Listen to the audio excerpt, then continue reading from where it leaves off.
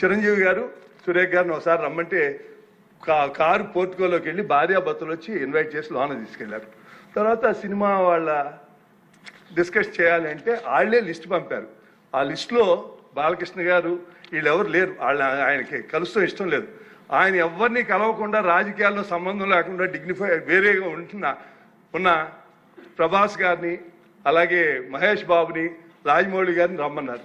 చిరంజీవి గారు వాళ్ళందరినీ రమ్మన్నారు. తనకు జరిగినట్టే ట్రీట్మెంట్ అని వాళ్ళు రామన్నారు. రామంటే కూడా బతిమాలి ఆయనకున్న మొహాటంతో వస్తే ఫస్ట్ షాక్ గేట్ దగ్గర కారు ఆపేశారు. అందరూ దిగి నమ్మన్నారన్నారు. అదేంటి అనుకుని వెళ్ళారు. లోన సెకండ్ షాక్ ఇంత పెద్దాళ్ళని పిలిచి ముందు పోసాని మురళీకృష్ణ ఎట్టంటే అని కూర్చోబెట్టి అనుకున్నారు. మూడో షాక్ సీఎం గారు మిమ్మల్ని కలవట్లేదు, సినిమాటోగ్రఫీ మంత్రి వచ్చి మీకు చెప్తారన్నారు. అప్పుడు చిరంజీవి గారు కొంచెం గట్టిగానే ఏంటి మీరు పిలిస్తే మేము వీళ్ళందరినీ తీసుకొస్తే ఆయన రానంటారంటే వచ్చారు. వస్తే ఆయన మంచిగా పెద్దగా ఆయన ఒక రిక్వెస్ట్ చేస్తే ఒక నిమిషం మీరు తండ్రి లాంటి వాళ్ళు సినిమా ఇండస్ట్రీని జాగ్రత్తగా చూసుకోవాలి, అది బయటికి రిలీజ్ చేసి ఎంత అవమానం చేశారని. ఇంతకన్నా సాడిస్ట్ మెంటాలిటీకి ఇంకేం ఎగ్జాంపుల్ కావాలి? వాళ్ళని అవమానం చేయాలా? నందమూరి బాలకృష్ణ గారు మాట్లాడతారు. అధ్యక్ష, ఇందాక గౌరవ శాసనసభ్యులు కామినేని శ్రీనివాసరావు మాడుతూ అప్పుడు అందరూ ఇండస్ట్రీ కలవడానికి వెళ్ళినప్పుడు సైకో గారిని చిరంజీవి గారు గట్టిగా అడిగితే అప్పుడు ఈయన వచ్చాడంది అబద్ధం. గట్టిగా ఎవడు అడగలేదు అక్కడ.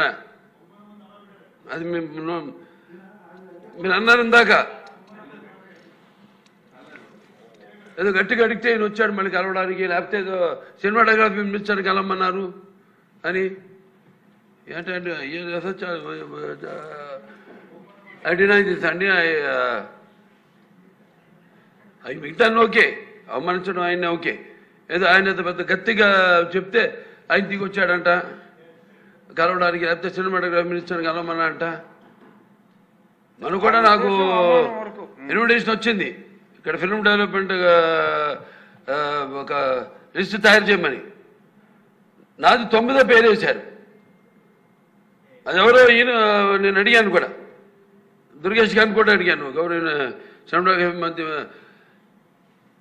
మంత్రి కూడా అడిగాను నేను, ఎవడో అడిగేసిందని. The respect a human being, even be opposition or us. 9వ పేరు వేశారు. ఇది అదేదో గట్టిగా ఎవడు అడిగాడు, గట్టిగా అడిగితే పంపించారు లోపలికి. వచ్చాడు ఈడు కలవడానికి. Sorry, I want to clarify this. No, very good, sir. Nonsense. మంత్రి గారు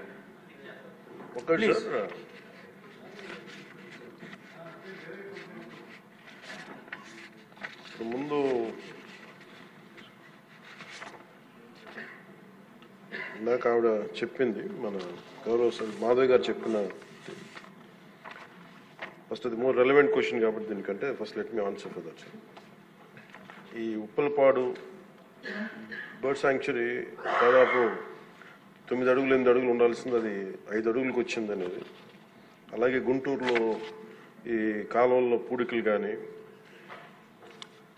ఇవి ప్రత్యేకించి నేను ఈ ఫస్ట్ గుంటూరుని మోడల్గా తీసుకొని ఈ దసరా తర్వాతే నేను ప్రత్యక్షంగా నేను వెళ్తాను ఇది ఎందుకంటే ఇది ఆల్రెడీ మేము గత కొద్ది రోజులుగా డిస్కస్ చేసి, ఎందుకంటే అపాయింట్మెంట్స్ కొంచెం లేట్ అయినాయి అందరికి.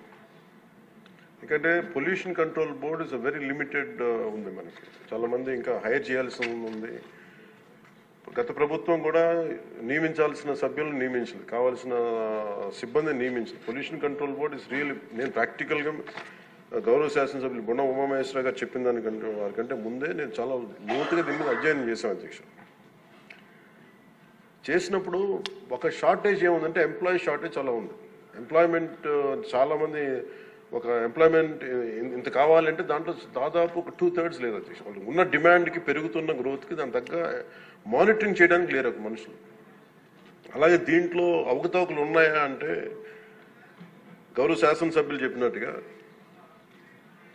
ఫస్ట్ పని చేయాల్సిన ఎవరు అధ్యక్ష?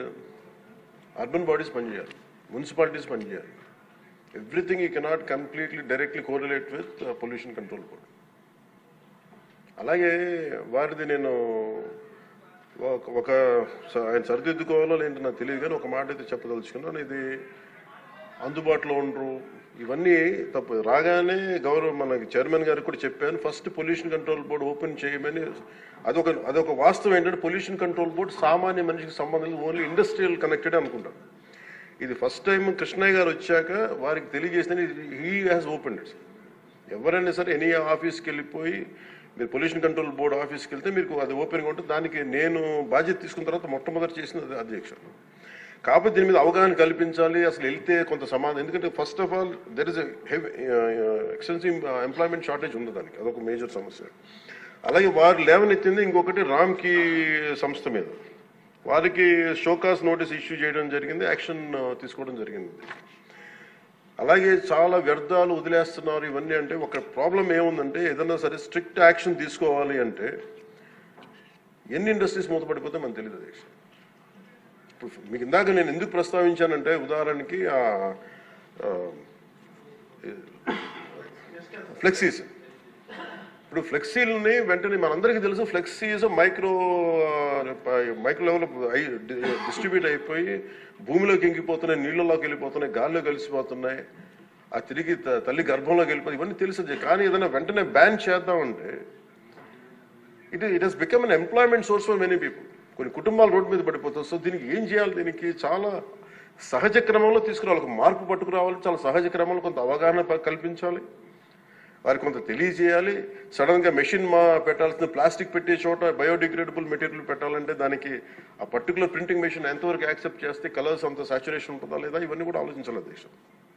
నా ఉద్దేశం ఏంటంటే ఒక ప్లాస్టిక్ చిన్నపాటి ఫ్లెక్సీకే మనం ఇంత ఆలోచిస్తున్నప్పుడు, can you imagine the magnanimity to apply the real true pollution norms to every industry. ప్రపంచం మొత్తం మీద ఇది ఒక భారతదేశం లేదు, ప్రపంచం మొత్తం మీద I'm very deep committed environmentalist అధ్యక్ష. నేను రియల్ లైఫ్లో వాడటానికి ఆలోచిస్తాను. కానీ ప్రాక్టికల్గా మనం చూసేటప్పటికి ఇప్పుడు ఏ పరిశ్రమ అయినా సరే పొల్యూషన్ లేకుండా ఏ పరిశ్రమ లేదు, ఒకటి లేదు. కాకపోతే ఏమవుతుంది, అప్లై చేయాలి ఒక రూల్. అంటే ఇది గౌరవ ముఖ్యమంత్రి గారు కూడా మీకు రెగ్యులేటరీ బాడీగా ఉండాలి తప్ప మీరు ఎన్ఫోర్స్మెంట్ బాడీగా నిజంగా పొల్యూషన్ కంట్రోల్ బోర్డు ఉంటే అది ఏ రకమైన ఒక అస్తిత్వానికి దారి ఒక స్థిమితం లేకుండా ఎలా వెళ్ళిపోతుందని ఒక భయం ఉంది అందరికీ, ఇంక్లూడింగ్ గౌరవ ముఖ్యమంత్రి గారికి కూడా ఉంది. ఇది వారి దృష్టికి నేను ప్రత్యేకంగా తెలియజేశాను. సో అది ఒక నామ్లో అదొక పరిగణలోకి తీసుకున్నాం అధ్యక్ష. అలాగే వీఆర్ వెరీ కమిటెడ్ ఫర్ ఇది ఒక్క ఆంధ్రప్రదేశ్ రాష్ట్రానికే కాదు, ఎంటైర్ మన భారతదేశానికి సంబంధించి కానీ ప్రపంచానికి సంబంధించి మన అందరి బాధ్యత ఇది మనందరి బాధ్యత. అలాగే పారిశ్రామికవేత్తల బాధ్యత కూడా ఉంది. కొన్నిసార్లు నదుల్లో కాలుష్యాలు వదిలేస్తానంటారు, జరుగుతూ ఉన్నాయి కొన్ని చోట్ల. ఉదాహరణకి మనకి డెల్టా పేపర్ మిల్సే ఉంది, మనకి భీమవరం డెల్టా పేపర్ మిల్స్ మొత్తం అసలు కూర్చోబెట్టి ఒక బలమైన పంట కాలం నాశనం అయిపోయినాయి. అది మీ దృష్టిలో ఉంటుంది, మీకు తెలుసు. కానీ ఇప్పుడు తీసేద్దామంటే ఇప్పుడు దీన్ని ఎలా శిక్షిస్తారు దీన్ని చెప్పండి. దీనికి కొంత ఒక విస్తృతం నేను ఎందుకు నేను ఒక వేగ్గా అడగలేదు అధ్యక్ష. నేను ఎందుకు ఒక రోజు ప్రత్యేకించి దీని మీద మీరు చర్చ పెట్టాలని ఎందుకన్నానంటే ఇలాంటి గౌరవ సభ్యులు లేవనెత్తింది ఒక దాన్ని ఖచ్చితంగా పరిశీలించాల్సిన అంశం. కానీ మీరు intention should be Nobel and pure.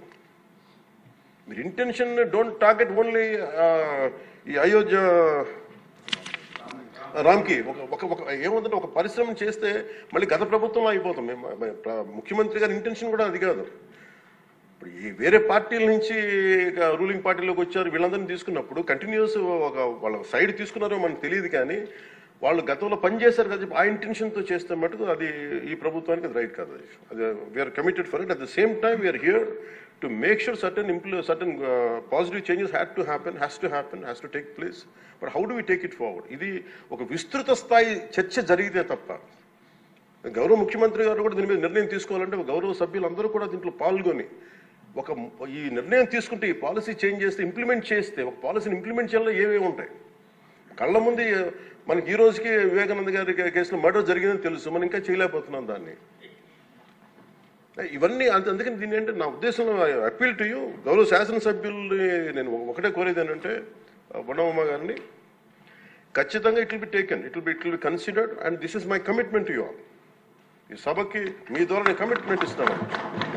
పర్యావరణాన్ని చాలా చాలా ప్రథమ బాధ్యతగా మేము తీసుకున్నాం అధ్యక్ష.